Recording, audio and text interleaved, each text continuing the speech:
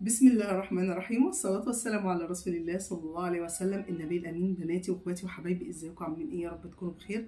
النهارده ان شاء الله كلمتين من القلب، بس ما ننساش نعمل لايك وسبسكرايب ودعوة حلوة، ويلا نسمع الفيديو. الفيديو النهارده عن الغيرة المحمودة، وامتى تكون الغيرة حلوة بين الزوج وبين زوجته، بين الأم وبين ولادها، بين الولاد وبين أمهم وأبوهم.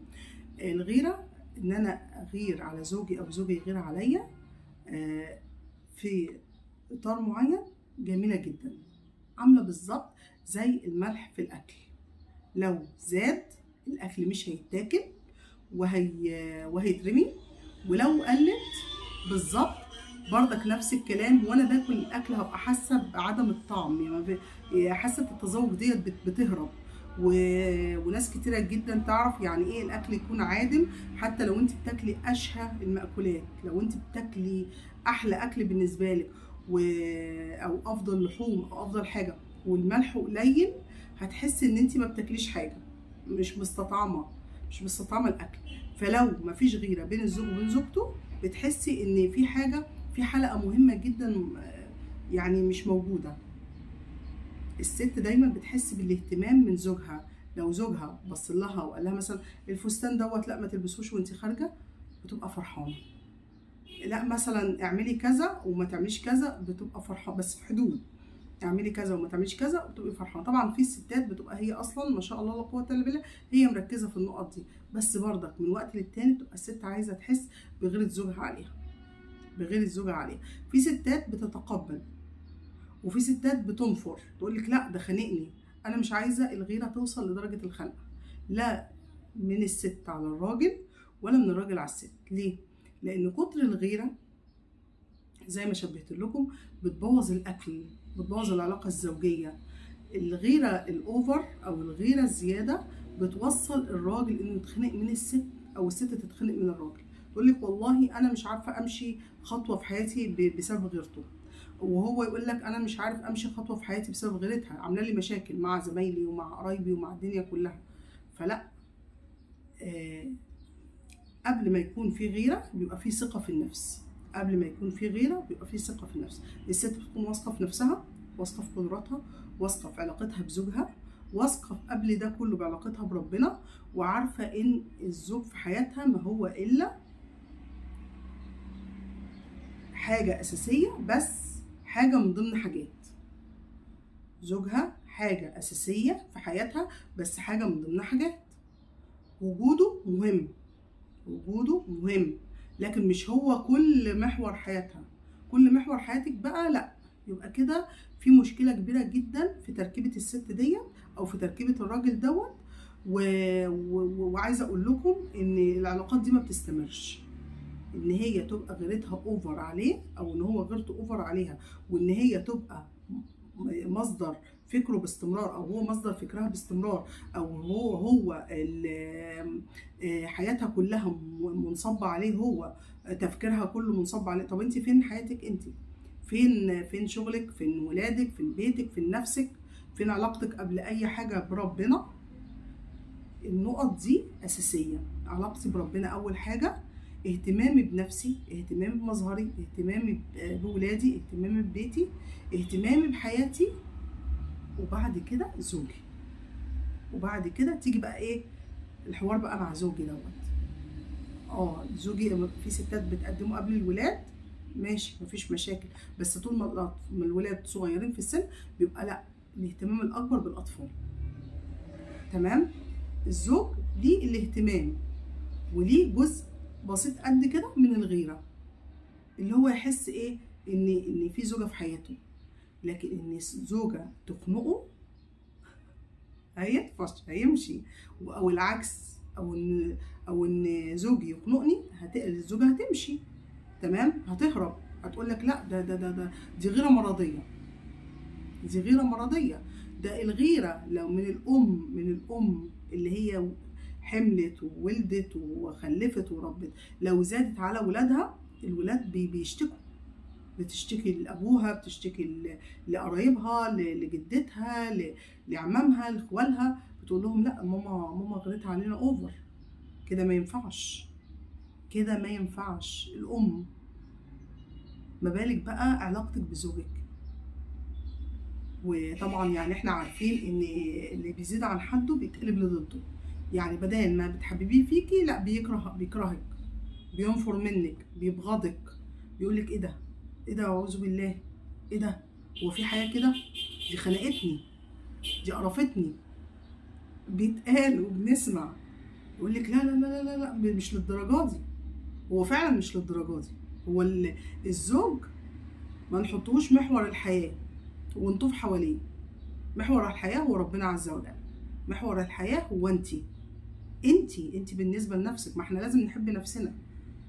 انا بحب نفسي بقدر، انا بحب نفسي بقدر الحب الكامل المكمل لله عز وجل.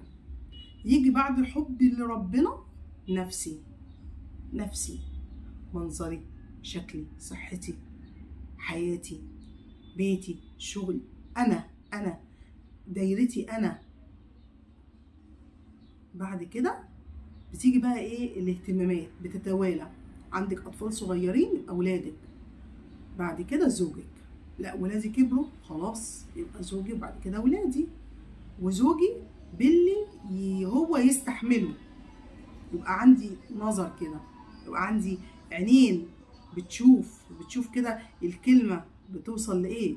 أوقات من الغيرة الشديدة اللسان بيغلط وبيتلفظ وبيقول كلام جارح. بالعكس، بدل ما الغيرة تبقى حاجة حلوة، وبدل ما هو الراجل بيفرح بيها ويقول لك لا دي مراتي مهتمه بيا، دي مراتي بتحبني، لا بيقول لك لا لا لا لا لا لا، دي اتجننت. هو في حد بيغير كده؟ ليه؟ يعني هو مع انها بتكون بتحبه، ومن الحب ما قتل. فعايزه اقول لكم الغيره دايما بتكون بقدر. اما تلاقي زوجك بيحبك، غيري عليه الغيره اللي هي البسيطه، وتطمني ان هو مش هيبص بره. وحتى لو بص بره يعني هيبقى اللي هي النظره الاولى اللي هي ليه مش عليه. لكن لو الزوج، كل ست طبعا بتبقى مكيله زوجها او بتبقى مقدراه، بتبقى عارفه اخرته ايه، دنيته فيها ايه، بيروح فين، بيجي منين. في ستات يعني والعياذ بالله، نسال الله العفو والعافيه، عندهم رزقهم زوجهم عامل زي الشريك المخالف بالظبط كده. اللي هي مش ماليه عينه، او هو يعني مش هي ماليه عينه. يا جماعه في نقطه انا عايزه اوصلها كويس جدا، ان انا كلمه جت على بالي دلوقتي او جت على لساني دلوقتي. في بني ادم او في رجاله متجوزين ستات، والله العظيم ملء السمع والبصر، ما شاء الله لا قوه الا بالله. العين تستحي من جمالها ومن ادبها ومن اخلاقها ومن دينها، كل حاجه ما شاء الله لا قوه الا بالله. تمام. لكن بقى هتقولوا لي ما هو مش هتاخد كل حاجه. اقول لكم ما هي فعلا مش هتاخد كل حاجه. ما جوزها عامل زي الشريك المخالف. ما هو ربنا رزقها بدين وتقوى وجمال وعلم وخير، لكن زوجها هو عامل زي الشريك المخالف. هو مش شايفها، او هي مثلا مش هي ديت دايره اهتماماته. هو نسال الله العفو والعافيه، هو مركز دايره اهتماماته على الستات اللي بره، ويخرج من العلاقه دي يخش في العلاقه دي، ويخرج من العلاقه دي ويخش في العلاقه دي. وفي رجال يقول لك ايه، زمان الستات الكبيره المخضرمه كانت تقول لبناتها زوجك جوه بيتك. طب كان زمان ماشي، امسكوا في الحته دي. كان زمان الستات المخضرمه بتقول لبناتها زوجك جوه بيتك، يعني بره بيتك مالكيش دعوه بيه. مع ان انا ضد الموضوع دوت يعني.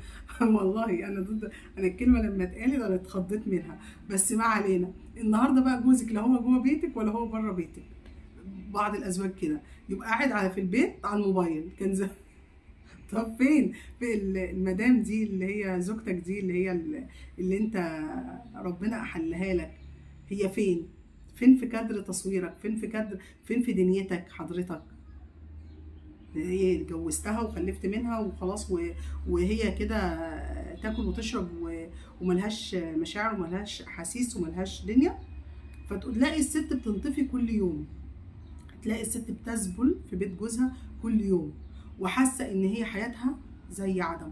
يا جماعه كلمه الراجل وحب الراجل واخلاص الراجل وطبطبه الراجل على الست دي بتعمل لها يعني زي كده، زي ايه، انا عايزه اجيب لكم كلمه زي انتوا عارفين لما بيكون مريض وبيتعمل له انتعاشه، يعني زي والله ما عارفه، يعني لا حول ولا قوه الا بالله العلي العظيم. يعني بالظبط كده، هو في ستات بتبقى متعلقه بجوازها زي تعلق الطفل بامه، ودي شفناها في ناس كتير، وده غلط، وده غلط. الام مهما كان بتبقى فيها الحنيه، لكن الزوج، في ازواج بتبقى كويسه وفي ازواج بتبقى لا شديده، وبره يبقوا زي الفل. والله انا شفت ناس كتيره جدا جدا جدا، واللي تاكد معايا الراي تنزل تكتب لي في الكومنتات.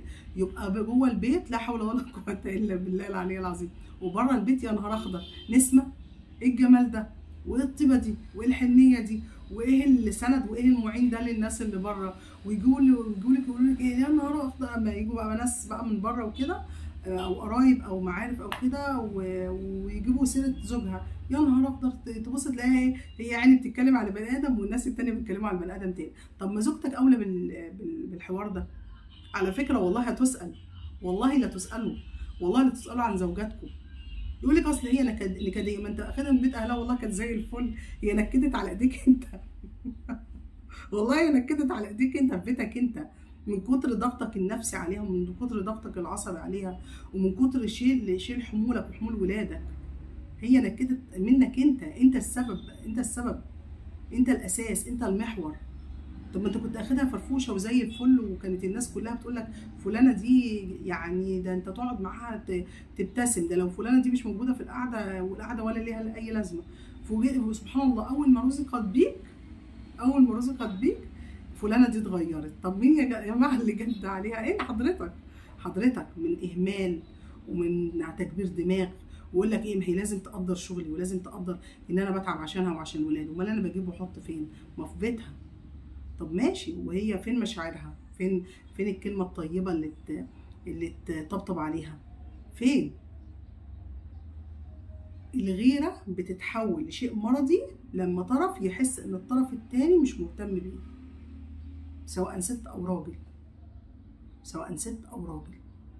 وبتتحول لشيء مرضي اكتر واكتر لما تحس ان الراجل ده بيتسحب من بين ايديها. في بقى نقطه تانية وحاجه تانية، بس طبعا مش هسردها في الفيديو ده، هنسردها في فيديو تاني وقريب ان شاء الله. ازاي تحاولي تختلفي 180 درجه من غيره شديده لغيره صحيه. ازاي تخلي زوجك نفسه هو اللي يطلب منك ان انت تغيري عليه، تبقيش زي الاول. بس طبعا عشان وقت الفيديو كبر، فان شاء الله في فيديو تاني نتكلم فيه عن ازاي تكون الغيره صحيه بين الزوج وبين زوجته. استودعكم الله الذي لا تضيع ودائعه. بس قبل ما نقفل الفيديو ما ننساش نعمل لايك وسبسكرايب ودعوه حلوه. والسلام عليكم ورحمه الله وبركاته، مع السلامه.